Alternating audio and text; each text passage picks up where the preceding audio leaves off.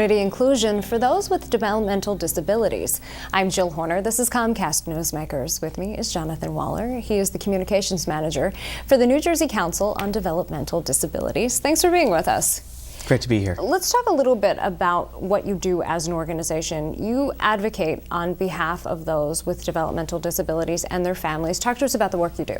Okay, well, the NJCDD, the New Jersey Council on Developmental Disabilities, we're a federally mandated organization. And as you said, we advocate for people with developmental disabilities and their families. And we also help them. We provide leadership training so that they can advocate for themselves. Basically, what we try to do is put people with disabilities and their families at the same table as government organizations and public policy planners so that their needs are met and so that they're able to live full lives in the community. One of the issues that you're working on right now is related to community inclusion, community-based housing as well. You have a campaign, it's a grassroots effort called Institution is Not a Home. What's the purpose of the campaign? How does it work? Well, as you said, it's a grassroots effort. We started it a number of years ago, and basically it's based off of the Council's vision that everybody, people with developmental disabilities or typically developing individuals, deserve to live in the community. They deserve to be able to have jobs in the community that are fulfilling. They deserve to, if they're students, to be able to learn alongside their typically developing peers, and they deserve to be full members of the community. And we believe that institutions segregate people with developmental disabilities and sort of take them out of the public sphere. And we believe that it's a worthwhile effort to educate government officials and the public that people with developmental disabilities should be living in the community and should expect to get the same supports in the community. There has been concern, though, among some family members and some members of the community now that 2 state institutions are closing within the next few years, that the individuals living there may not have the adequate resources they need in the community when it comes to things like medical care, or for those who have lived there for a long time, that this transition may be difficult. What are you working to address now?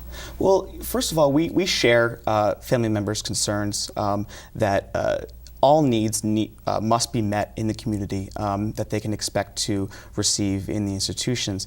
In fact, the 1999 Supreme Court Olmstead decision mandates that states need to make every reasonable effort to provide adequate supports, health care, housing for people with developmental disabilities so that they don't have to rely on a segregated living situation like institutions.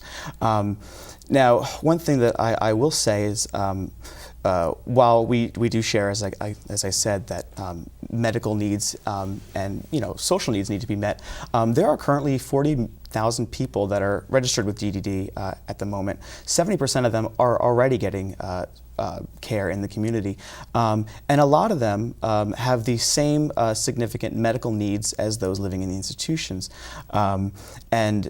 And as I said, the governor is pledging $83 million to expand those services.